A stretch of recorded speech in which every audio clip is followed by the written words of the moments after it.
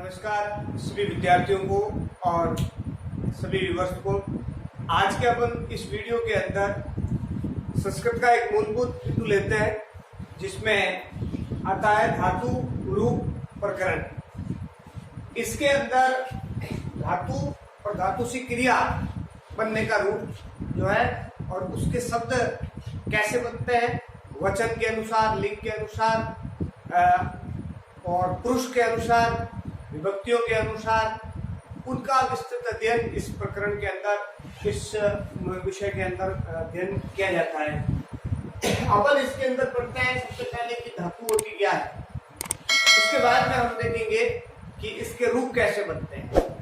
तो बात करें अगर अपन धातु की, तो धातु जो होती है वो क्रिया का मूल रूप होती है। कोई भी क्रिया शब्द है उस क्रिया का मूल रूप, क्रिया का मूल रूप धातु कहलाता है। मूल रूप से तात्पर्य यह है कि क्रिया के अंदर प्रत्यय मिले हुए होते हैं। जब आप प्रत्यय को क्रिया से अलग कर देते हैं तो पीछे जो मूल शब्द बचेगा वो धातु कहलाएगा। जैसे आप हिंदी के अंदर समझ लीजिए, आप पढ़ते हैं पढ़ना, तो यहाँ पर ना प्रत्यय जुड़ा हुआ है और पढ़ इसका मूल शब्द है। ठीक है, तो ये धातु कहलाएगी। प्रत्यय लगा हुआ है पूरा तो क्रिया कहलाएगी। जब आप ना को प्रत्यय को अलग कर देंगे तो धातु बन जाएगी पढ़, और ना जो है प्रत्यय हो जाएगा। ऐसे कैसे संस्कृत के अंदर अगर अपन करते हैं तो आता है पठती। ठीक है, पठती आता है। तो इसके अंदर आप देखेंगे कि पठ धातु है और पठ जो है वो धातु है और आगे अति प्रत्यय लगा हुआ है। अब ये अति प्रत्यय आप जैसे अलग करेंगे तो पीछे क्या बच जाएगा, इसका मूल धातु बन जाएगा, मूल रूप बचेगा और उस मूल रूप को ही आप क्या कहेंगे, धातु कहेंगे। तो अगर कहते हैं कि धातु किसे कहते हैं, तो क्रिया के मूल रूप को धातु कहते हैं। यानी क्रिया के अंदर से प्रत्यय को अलग करने से जो बचा हुआ मूल शब्द होता है वो धातु कहलाता है। अब आता है रूप। धातु रूप का मतलब होता है कि इस रूप परिवर्तन जो है वो किस आधार पर होता है। रूप परिवर्तन एक तो होता है आपके पुरुष के आधार पर, जो आपका प्रथम पुरुष, मध्यम पुरुष, उत्तम पुरुष, तीन पुरुष के आधार पर होता है, और एक होता है आपके वचन के आधार पर। अब प्रथम पुरुष में भी एक वचन, द्विवचन, बहुवचन, मध्यम पुरुष में भी एक वचन, द्विवचन, बहुवचन, ऐसे ही उत्तम पुरुष में होता है। तो पुरुष और वचन दोनों के आधार पर अपन इस धातु के रूप बना सकते हैं। अब कितने रूप बनेंगे आपके? पुरुष के आधार पर भी जो धातु के रूप है वो तीन रूप होते हैं, और वचन के आधार पर भी धातु के तीन रूप होते हैं। तीन ही इसमें होंगे, पुरुष तीन होते हैं और तीनों पुरुषों के अंदर जो है आपके वो तीन तीन रूप होते हैं। तो इस प्रकार से अपन टोटल कह सकते हैं कि एक धातु के 9 रूप बनते हैं। एक धातु के 9 रूप कम से कम अपन बना सकते हैं, अधिकतर अपन बना सकते हैं। अब वो प्रथम पुरुष में भी 3 रूप होंगे, एक वचन, द्विवचन, बहुवचन। मध्यम पुरुष के अंदर भी एक वचन, द्विवचन, बहुवचन 3 रूप होंगे, और उत्तम पुरुष के अंदर भी एक वचन, द्विवचन, बहुवचन रूप होंगे। तो 3-3 रूप बनेंगे प्रत्येक पुरुष के अंदर। तो उस आधार पर हम कह सकते हैं कि 9 रूप होते हैं कुल धातु के। ठीक है, अब वो 9 रूप कौन कौन से होते हैं वो पढ़ेंगे अपन कैसे, और अलग अलग लकार के आधार पर होते हैं। अब किसी भी धातु को आप लकार के आधार पर डिवाइड कर सकते हैं। अगर धातु का रूप बनाएंगे तो तीसरा आधार होता है आपका, वो होता है लकार। ठीक है, पुरुष और वचन, ये इस आधार पर आप धातु के रूप बना सकते हैं। ठीक है, अब अगर आपको लकार के आधार पर बनाने हैं तो लकार जो होती है वो संस्कृत में मूल रूप से 5 प्रकार के लकार होते हैं। प्रमुख तो 3 ही है। ठीक है, उसके बाद में 5 रूप टोटल संस्कृत के अंदर लकार के बनते हैं आपके। अगर आप बात करें लकार के पहले भी तो आता है आपके लट लकार।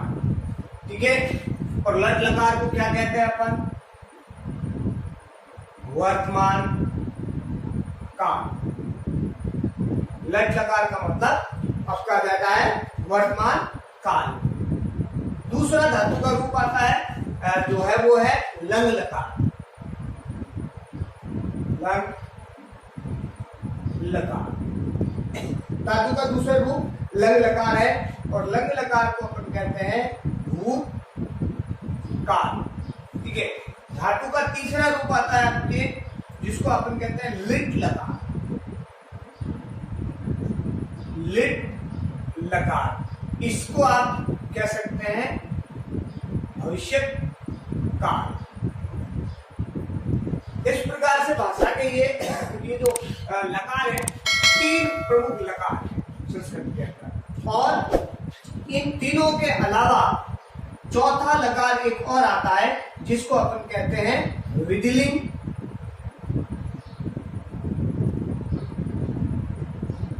विधिलिंग लकार। अब विधिलिंग लकार का मतलब जो आप कहता है वो प्रेरणार्थक क्रिया होती है। विधिलिंग लकार को आप क्या कह सकते हैं? प्रेरणार्थक। ठीक है, या आप कह सकते हैं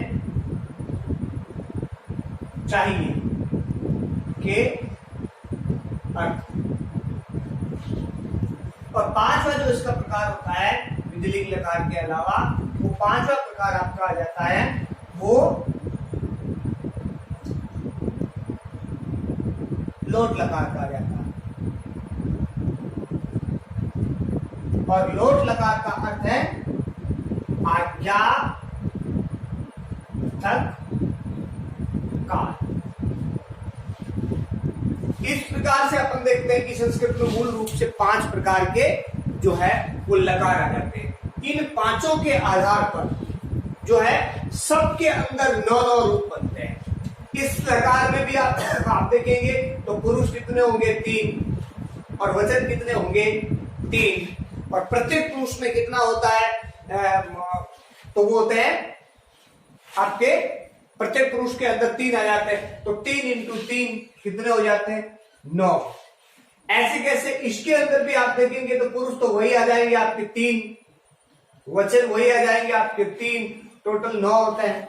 इसमें भी आप देखेंगे तो पुरुष 3, वचन 3, 9 रूप होते हैं। अगर इस विधिलिंग लकार के अंदर देखेंगे तो इसमें भी पुरुष 3 होते हैं, वचन 3 होते हैं, 9 रूप बनता है। आज्ञार्थक में भी वचन पुरुष 3, वचन 3 और 9 रूप बनते हैं। यानी कि आप देखेंगे तो प्रत्येक जो लकार है उसके अंदर 9 रूप बनते हैं एक ही धातु के। तो आप देख सकते हैं एक धातु अगर अपन ले लें, पट धातु ले लें, लिख धातु ले लें, तो संस्कृत में उस एक धातु से इतने सारे शब्द बना सकते हैं अपन। वो है पुरुष के लकार के अनुसार, पुरुष के अनुसार, वचन के अनुसार इनके रूप बदलेंगे। हर काल के अंदर अलग अलग रूप बनते हैं। अब ये तो आ गए आपके जो है वचन, पुरुष, लकार आ गए। अब संस्कृत में 3 वचन होते हैं, पीछे मैंने वीडियो बना रखा है, उसमें बता रखा है पुरुष 3 होते हैं, वचन 3 होते हैं। प्रथम पुरुष जिसको हिंदी में अन्य पुरुष भी कहा जाता है, मध्यम पुरुष और उत्तम पुरुष, 3 प्रकार के हैं। फिर वचन मैंने आपको एक वचन, द्विवचन, बहुवचन।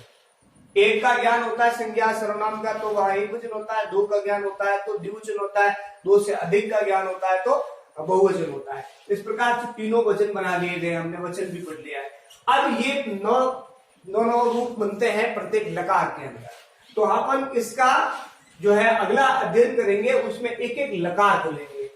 तो सबसे पहला अगर लकार अपन ले तो वो लकार आता है आपके लट लकार। अब लट लकार का मतलब वर्तमान काल है। अगर इसको करें कि लट लकार मतलब वर्तमान काल। वर्तमान काल से तात्पर्य जो अभी प्रेजेंट में समय चल रहा है, अभी जो काम चल रहा है या अभी जो समय चल रहा है वो वर्तमान काल कहलाता है, लट लकार कहलाता है। अब मैंने आपको कहा था धातु, धातु के अंदर बहुत सी धातुएं होती है, बताया था कि क्रिया का मूल रूप धातु कहलाता है, यानी अंदर से प्रत्यय निकाल देना है।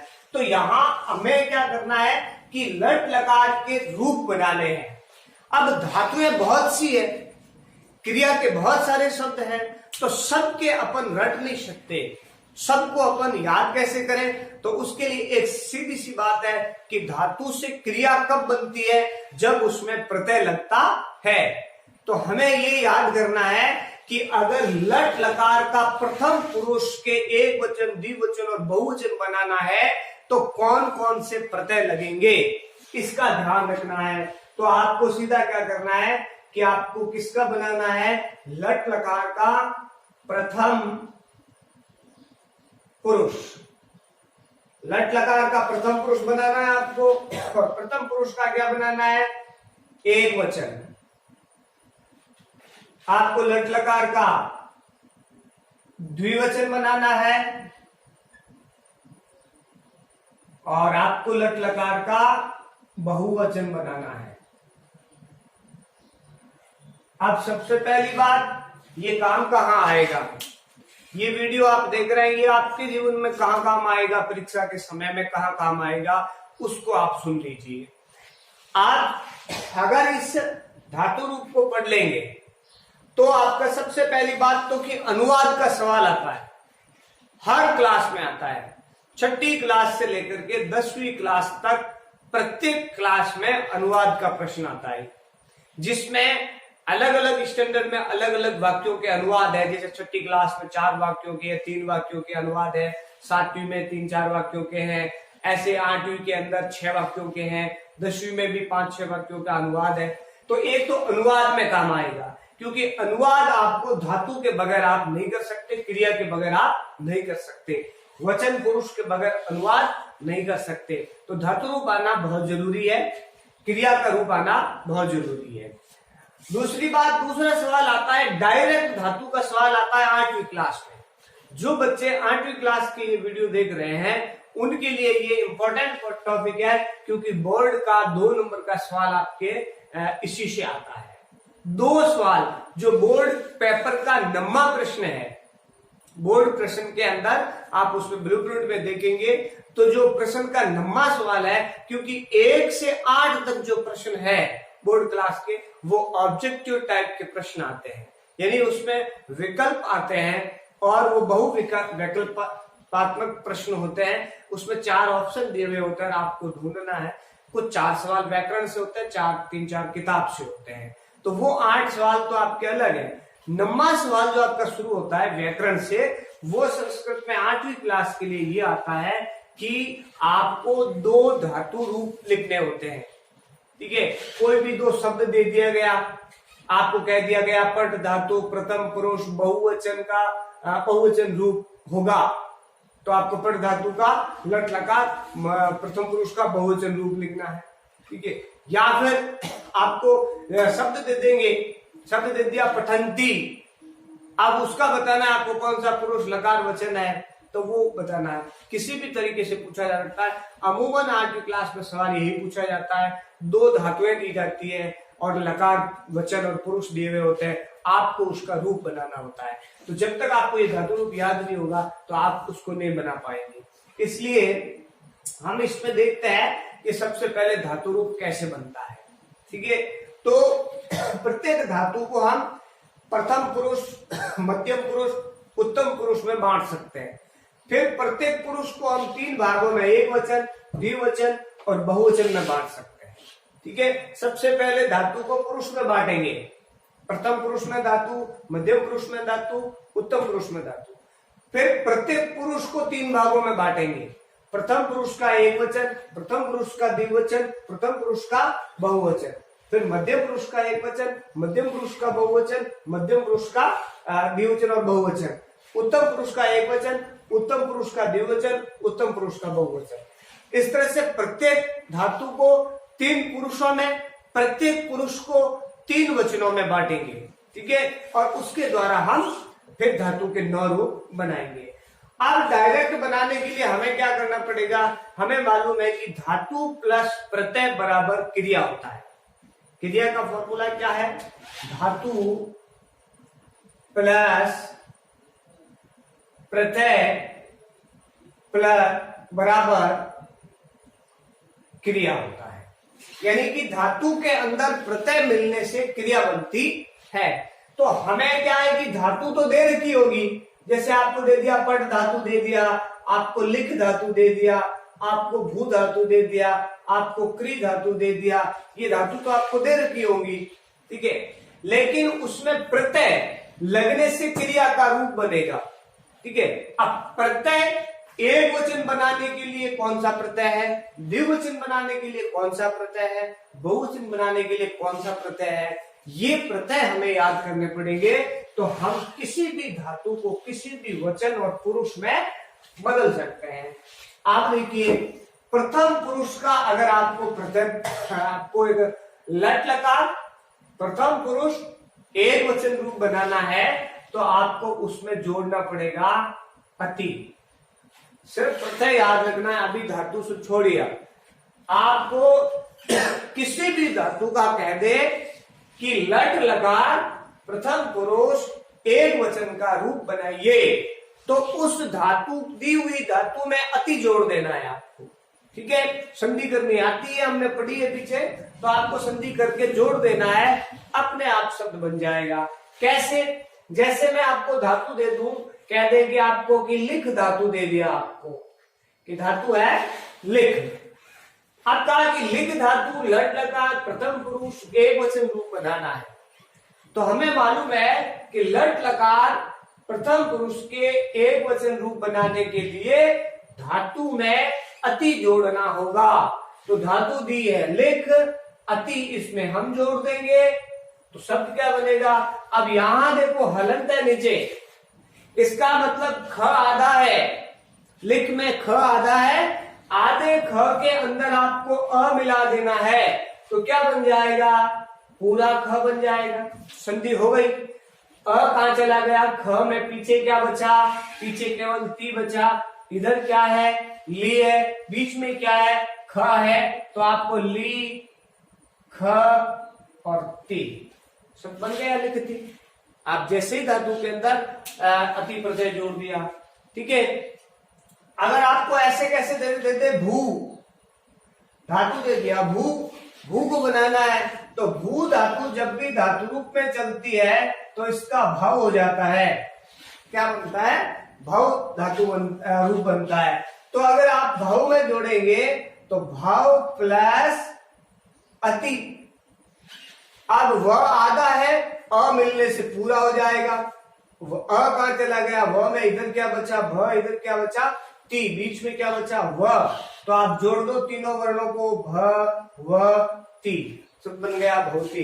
किसी भी शब्द को आप अगर रूप बनाना है तो इसमें जोड़ अति प्रत्यय जोड़ने से आपका रूप बन जाएगा।